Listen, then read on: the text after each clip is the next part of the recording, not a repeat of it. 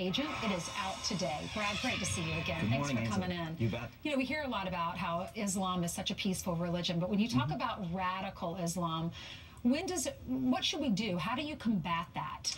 Well, first of all, the president talked about combating Islamic extremism, and I always like to point out that it's fundamentalist Islam, that when you've got people like the shooter in Orlando, who there's probably a lot of mental issues there as well. It isn't, I think we're going to find out it's not pure jihad, but with the jihadists who commit these terrorist attacks, they are practicing Islam exactly the way Muhammad wanted it practiced. So it's fundamentalist Islam, but it is incredibly disingenuous of Barack Obama to go out and say we need to combat extremism and talk about the gun thing as well, because he's doing nothing to combat extremism.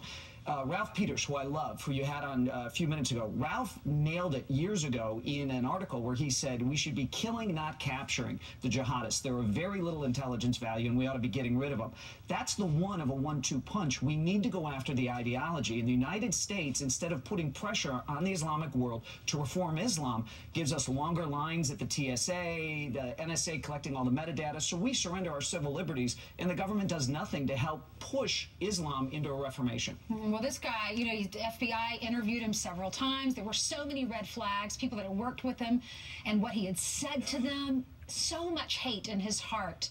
And, you know, we're talking about waiting in lines with TSA, and we're all the ones that are waiting in these long lines at the airport. But you were talking about, and you mentioned this in the book, ISIS is growing so rapidly. 40,000 members of ISIS right now. How do you stay ahead of them? Well, over 100,000 tweets a day. ISIS really is moving very quickly. And one of the problems we saw in Orlando is that at the security company, this guy didn't get fired because apparently the boss was concerned, or there was this idea that he wasn't being reprimanded because he's Muslim. Saw that in San Bernardino, right? The neighbors didn't call in the suspicious activity in the garage for fear of being called Islamophobic. Right.